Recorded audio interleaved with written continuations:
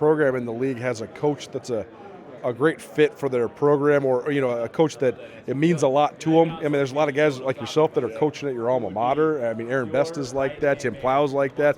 So it's such a widespread league. It seems like that could not be true, but it is. It seems like there's a lot of great fits amongst the head coaches in this conference.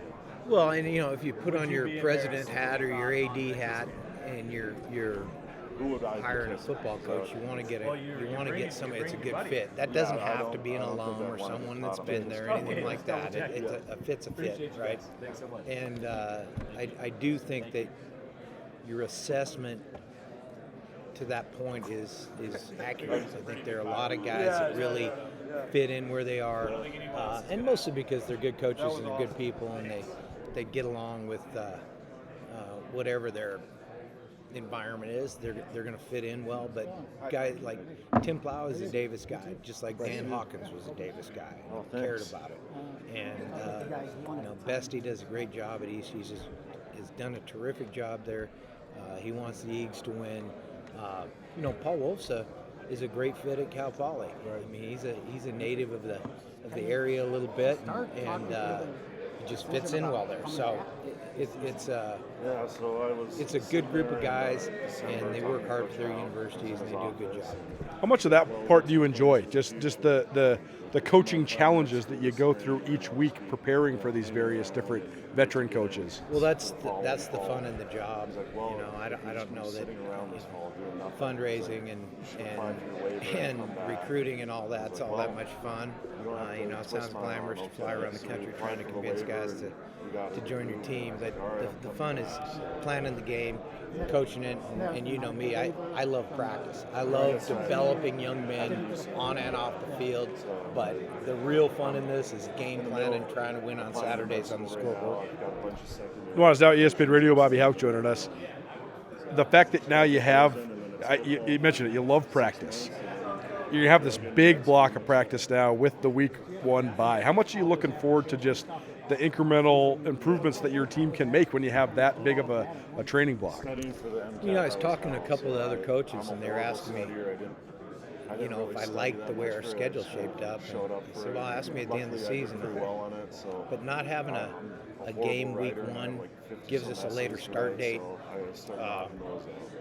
Gives our coaches a few days off more. It gives our players a chance to train another week. We'll get in our requisite number of practices. Obviously, we're pretty structured in how we do things, so we'll be into our countdown into the first game from the day we start. We'll have certain things we do in each day or each week leading up to the game. It's interesting how fall camp is structured now. It's a little different than it used to be. I give our guys a hard time about how soft they are. Our old players used to go 23 straight days of two-day padded practices, and the survivors would play the first game. So that's changed a little bit, probably for the better, maybe. And then you get done what you need to get done, and you see if you're ready in that first one. You and I have talked about this a couple of times over the last couple of years, just how unpredictable all this has become and how challenging that is for you in your seat. On the other side of it, though, what are the things that keep you going? Like, what are the things that you still very much enjoy about being not only a college coach, but the head coach of the University of Montana? Well, I love my place. I love my university, my state, right? So it's home. I care about all of those things passionately. But it's really about loving being part of a team, love being around the guys. I love being part of a great coaching staff. That camaraderie, and again, I just think it's innate in guys that they love the competitiveness of it, and the fact that we're keeping score. That's a driving factor. It's not about it's not about all the other stuff. It's about winning games and the drive to do that and the preparation to do that. And I really, really love that on a daily basis. When you're in these periods where you're going to have to scour the portal, or you're needing to go be on the recruiting trail to make sure you have a full roster, how do you sort of keep the parts you love in the front view? Well, I think that the non-football part has become more intrusive and not as much fun in this day and age. Because there used to be, you'd recruit and you'd have a signing day and then you go deal with your team, right? Now it's, I mean, from January to August, it's nonstop. I mean, right now we have 4 signing periods essentially in college football, which is ridiculous. I mean, it's absolutely ridiculous. And so we have to fix that, because that has made this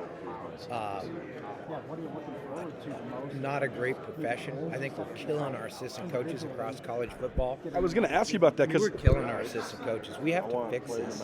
Right, we do, and it's not a healthy environment for our players. I mean, you're around our guys. We have good dudes that are bought into what we're trying to accomplish, but the whole thing where guys don't play for the name on the front of the jersey enough is it's kind of abhorrent in a team sport and in what college football should be. I mean, you even hear guys talk about how they don't want to demand too much of their players because they'll quit them. You know, well, we're not falling into that trap, and our guys are believers, but that's not the way it is everywhere. So I think we're doing a disservice to the whole enterprise, from the individual that we're trying to develop to what the structure of college football. It's sad to see where it is right now, in my opinion. Because you can sort of just, in passing in conversation, chuckle it off like, oh, these assistant coaches, man, they work so many hours.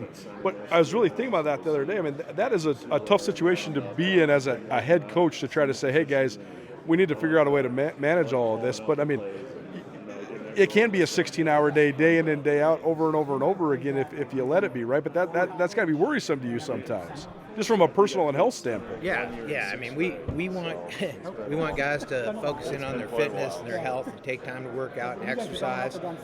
We want them to have a relationship with their wives and children, you know, because there's 365 days a year, 15, 16 hours a day. You could work and not get it all done. Right? That's our world. So we're real structured in our schedule. We try to work smarter, because we work hard already. You know, the old work harder, or work smarter, not harder. That doesn't really apply, because we have to work hard. But we try to work smart, be efficient with our time, not waste time, and thus let guys have some semblance of a life outside of football. But the game is encompassing to do it right, for sure. Bobby Hauck here on Nuanez now, ESPN Radio. When it comes to the strength training part of this, the training part of this, I know that's always been a huge priority of yours. How has your philosophies behind that part of it changed, though, over the years? Well, you know, I think the whole strength piece, the fitness piece, is that's a science part of what we do, right? So that's constantly changing, like all science, you know. So you evolve with that, but there's a couple simple facts, both from a health standpoint and then also from a competitive standpoint in terms of winning physical battles. I mean, the weight room's important, and you know, and there's also another evil fact of life. You want to get strong, you got to lift heavy weight. That's just the way it is. So, you know, we have a great weight room, we have a good strength staff, and we work hard in the weight room. And, you know, you see our team, when you see them out there in their uniforms, they look the part. They definitely look the part. Well, tell me about these two guys and your choice to bring them. A couple of Montana-made guys here representing the Grizz. Yeah, we got Haver and Whitefish to my left here, and obviously when you bring guys, you're going to hang out with them for 3 days somewhere. You're not going to bring guys that you don't like. So I love these two, but I love my players. I think they tolerate me to a degree and maybe a little more. And we like to bring veteran players. These guys have worked their tails off for numerous years in the weight room and on the practice field, and overcome injury and everything else that goes into being a successful long-term college football player. And I'm excited for both Dylan and Kellen this fall. I think they're both going to have great years. Just having a couple guys that do have that Montana flavor, and I'm sure I'm going to ask him in a second, but I'm sure dreamed about playing for the Grizz, and now here they are going into their senior years.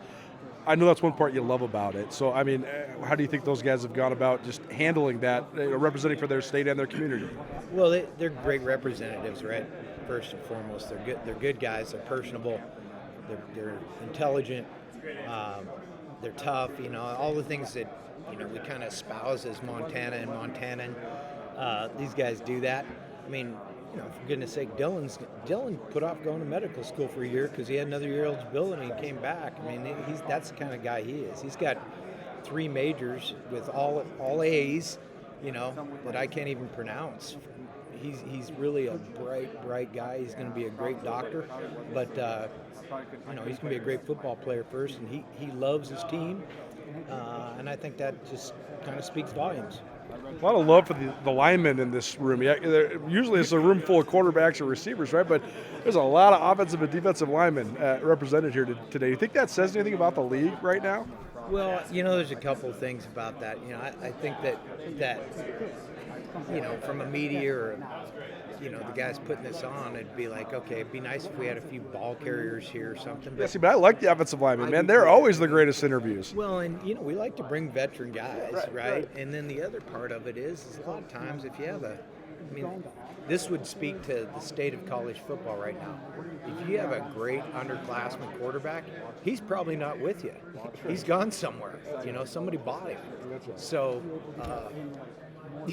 it's good. The front guys are loyal and they're with us. No doubt. Last couple things.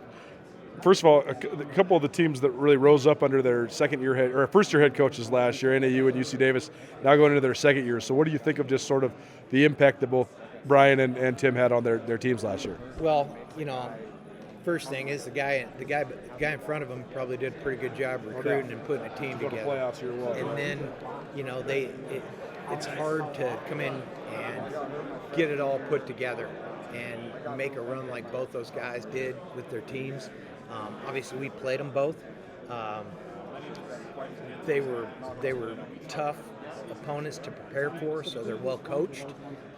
Their kids play hard, and that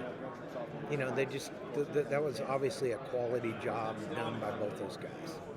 When it comes to your team, so many new faces, but you got a lot of good work in with most of them during spring. So how do you sort of carry that momentum into the fall?